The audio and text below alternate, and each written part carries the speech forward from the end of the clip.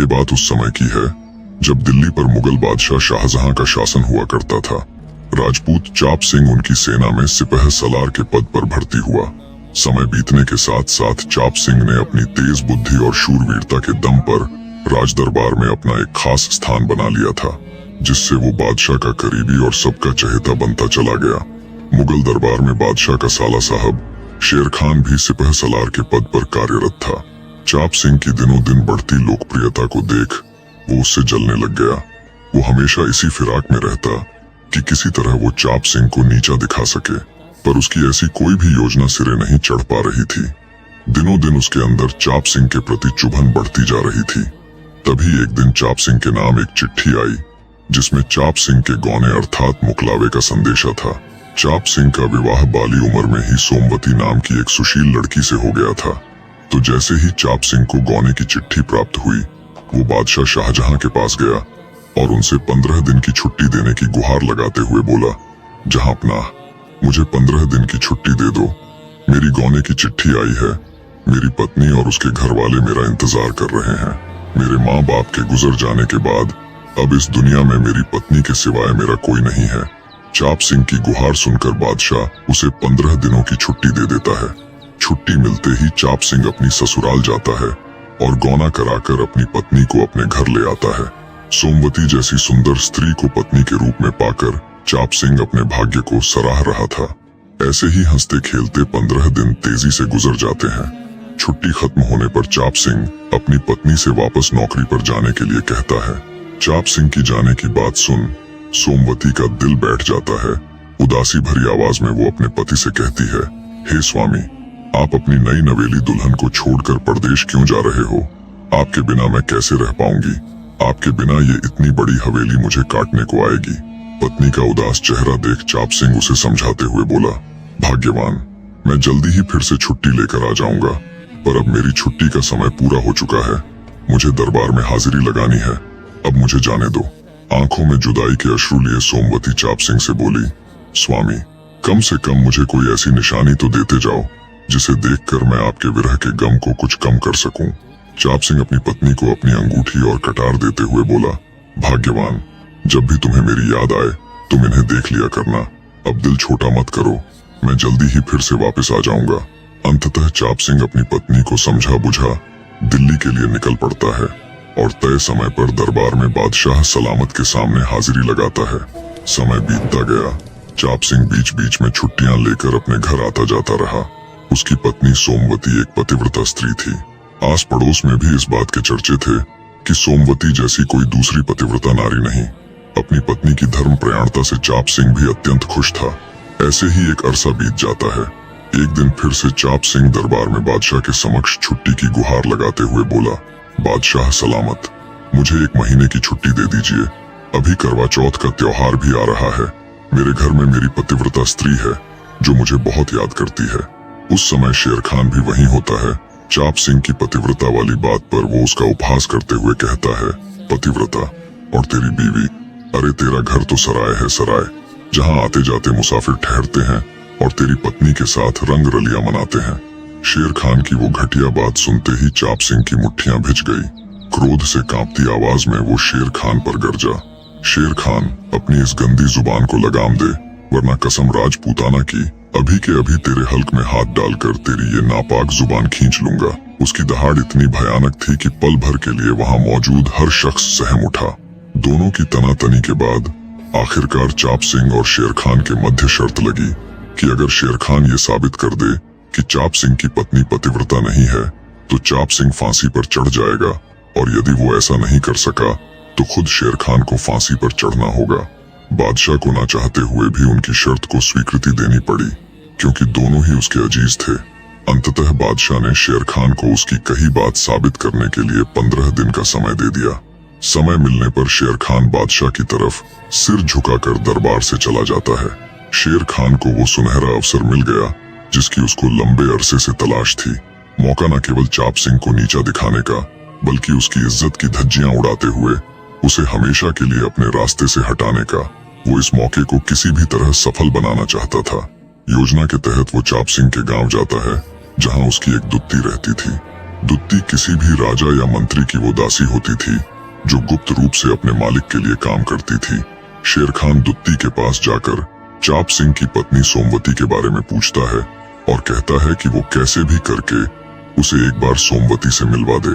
शेर खान की बात सुन दुत्ती भौहें तरेरती हुई बोली, तुम पागल हो गए हो क्या? ये कैसी बातें कर रहे हो? तुम खुद तो मरोगे ही, साथ में मुझे भी मरवाओगे। तुम्हारा कार्य बिल्कुल असंभव है, क्योंकि सोमवती एक पतिव्रता स्त्री है। तो ये बिल्कुल भी संभव नहीं है कि मैं तुम्हारा सोमवती के साथ मिलन करवा सकूं। दुत्ती की बात सुन एक बार के लिए शेर खान मायूस हो जाता है, पर फिर उसके दिमाग में एक योजना आती है। वो दुत्ती से कहता है, मैं उससे नहीं मिल सकता, पर तुम तो मिल सकती हो। तुम चाप सिंह की बुआ बनकर चाप सिंह के घर जाओ और उसकी पत्नी सोमवती का भेद लेकर आओ। दुत्ती के मना करने पर शेर खान उसे बहुत से धन का लोभ लालच देकर अपनी बात मनवा लेता है। धन के वशीभूत हो दुत्ती शेर खान द्वारा दिए गए कार्य के लिए सहमत हो जाती है और शेर खान को अपने घर रहने के लिए कहकर खुद चाप सिंह की बुआ बनकर उसके घर जाती है। जब दुत्ती ने चाप सिंह के घर जाकर सोमवती के सामने खुद को चाप सिंह की बुआ बताया तो सोमवती बोली, मेरे आगे तो स्वामी ने कभी इस बात का जिक्र नहीं किया कि उनकी एक बुआ भी है। तब दुत्ती रोनी सी सूरत बनाते हुए बोली, बेटी, शायद चाप सिंह को ध्यान नहीं रहा होगा, मैं किसी विपदा में थी जिस कारण तुम्हारे विवाह में भी नहीं आने पाई। घर आए मेहमान से सोमवती ने भी ज्यादा सवाल जवाब करना उचित नहीं समझा और उसका अच्छे से आदर सत्कार किया। दुत्ती चाप सिंह के घर में रहने लग जाती है। एक दिन सोमवती जब स्नान कर रही थी तब दुत्ती चुपके से उसे नहाते हुए देख लेती है। वो देखती है कि सोमवती की बाई जांघ पर तिल का निशान है। कुछ दिन चाप सिंह के घर रहने के बाद वो सोमवती से चलने की इजाजत मांगते हुए कहती है, बेटी, मैं आई तो थी अपने भतीजे चाप से मिलने, पर मेरी खोटी किस्मत की वो मुझे यहाँ नहीं मिला। बेटी, मुझे उसकी कोई ऐसी निशानी दे दो जिसे मैं उसकी याद आने पर देख सकूं। मैं जल्दी ही फिर से वापस आऊंगी। जब चाप सिंह यहाँ होगा तब मैं वो निशानी तुम्हें वापस लौटा दूंगी। अपनी इकलौती बुआ की रोनी सूरत देखकर सोमवती का दिल पसीज गया। भरोसा कर बैठी वो उस दुष्ट दासी पर और फिर उसने वो अंगूठी और वो कटार दासी के हाथों में सौंप दी जो चाप सिंह उसके लिए छोड़ गया था। दुष्ट दासी के चेहरे पर एक कुटिल मुस्कान तैर उठी। वो तेज तेज कदमों से अपने घर की ओर बढ़ी और वहां पहुंचते ही उसने चाप सिंह की अंगूठी और कटार शेर खान के हवाले कर दी। चाप सिंह की वो अंगूठी और कटार हाथ में आते ही शेर खान खुशी से पागल सा हो उठा। शेर खान चाप सिंह की उन दोनों चीजों को पाकर फूला नहीं समा रहा था। तभी दासी ने उसे सोमवती की जांघ पर तिल वाली बात भी बता दी। उसे सुनकर शेर खान का दिल बाग बाग हो गया। सोचा, अब उस चापलूस चाप सिंह को फांसी होने से कोई नहीं बचा सकता। वो खुश होते हुए दुत्ती को किए गए वायदे से भी कहीं अधिक धन देता है और खुशी खुशी दिल्ली दरबार की तरफ निकल पड़ता है। बादशाह द्वारा दिया गया 15 दिन का समय भी अब पूरा होने को आया था। तय समय से कुछ पहले ही शेर खान दरबार में हाजिर हो जाता है। उसके चेहरे का नूर आज कुछ अलग ही था। बादशाह सलामत ने पूछा, क्यों भाई शेर खान, क्या हुआ तेरी शर्त का? चाप सिंह भी बेफिक्र सा शेर खान की तरफ घूर रहा था। शेर खान बोला, बादशाह सलामत, शर्त अनुसार मैं चाप सिंह के घर गया और मैंने इसकी स्त्री से दोस्ती कर ली। पूरा दरबार सांस रोके उसकी बातें सुन रहा था। शेर खान ने आगे कहा, कुछ दिन वहां ठहरने के बाद जब मैं वापस लौटने लगा तो चाप सिंह की स्त्री ने खुद मुझे ये कटार और ये अंगूठी निशानी के तौर पर दी। इतना कहकर बीच दरबार में शेर खान ने चाप सिंह की अंगूठी और कटार सभी को दिखाई। शेर खान की चुभती हुई बातें और उसके हाथों में अपनी अंगूठी और कटार देखकर चाप सिंह सन्न खड़ा रह गया। उसके चेहरे का रंग उठ चुका था। उसके पैरों नीचे से जैसे धरती खिसक गई थी। वो चाहकर भी यकीन नहीं कर पा रहा था कि उसकी सोमवती ऐसी हो सकती है। किसी तरह हिम्मत जुटाते हुए वो बोला, बादशाह सलामत, मैं स्वीकारता हूँ कि ये कटार और अंगूठी मेरी ही है, पर इससे ये तो साबित नहीं हो जाता कि मेरी पत्नी एक पतिव्रता स्त्री नहीं है और जो ये दुष्ट शेर खान कह रहा है वो सब सही है। आगे चाप सिंह शेर खान की तरफ देखता हुआ बोला, ये चीजें तो कोई चोर भी मेरे घर से चुरा सकता है। चाप सिंह की बात सुन शेर खान बोला, आलम पनाह। शायद चाप सिंह को ये बात हजम ही नहीं हो रही कि उसकी स्त्री एक दुष्चरित्र वाली नारी है। पर महाराज, अब मैं इस भरे दरबार में कुछ ऐसा बताऊंगा जिसके बाद कहने सुनने को बाकी कुछ बचेगा ही नहीं। और शेर खान चाप सिंह की तरफ देखते हुए बोला, मान लिया कि तुम्हारी कटार और अंगूठी कोई भी चुरा सकता है, पर एकांत के उन पलों में तुम्हारी स्त्री की बाई जांघ पर जो तिल मैंने देखा उसका क्या? ये शब्द सुनते ही चाप सिंह के शरीर में मानो बिजली सी दौड़ गई। वो पत्थर सा जड़वत खड़ा रह गया, मानो उसके शरीर से प्राण ही निकल चुके हों। वो अशक्त पत्थर की मूर्ति सा दरबार में खड़ा था, लेकिन उसके भीतर क्रोध का ज्वालामुखी धधक रहा था। उसका मन कर रहा था कि उसी क्षण सामने खड़े शेर खान की छाती चीर डाले, पर शर्त तो शर्त थी, और एक सच्चा राजपूत अपनी जुबान से कभी पीछे नहीं हटता। बेचारा चाप सिंह घुटनों पर गिर गया, उसका सिर झुक गया, आंखों से अश्रु छलक उठे। वो बिना किसी प्रतिक्रिया के लगातार शून्य में निहार रहा था। आगे शेर खान उससे बोला, तुम्हें निरा बेवकूफ बनाकर उस 420 स्त्री ने तुम्हारी इज्जत की धज्जियां उड़ा दी। जिसे तुम पतिव्रता समझने की भूल में जी रहे थे, उसने तो तेरे घर को एक सराय बना दिया है। बेचारा चाप सिंह, जिसका मान, विश्वास और सब कुछ एक ही पल में उजड़ चुका था, मानो उस पर सैकड़ों बिजली एक साथ टूट पड़ी हो। वो सिर झुकाए बिल्कुल मूक बैठा सब देख सुन रहा था। तभी शेर खान ने मौका देखकर फिर वार किया। वो बादशाह की ओर मुड़ा और ऊंची आवाज में बोला, बादशाह सलामत। चाप सिंह की ये हालत खुद चीख चीख कर गवाही दे रही है कि मेरा कहा एक एक लफ्ज सच है। बादशाह भी भारी हृदय से, ना चाहते हुए भी, अपने काबिल सिपह सलार चाप सिंह को फांसी तोड़ने की तिथि निर्धारित कर देता है।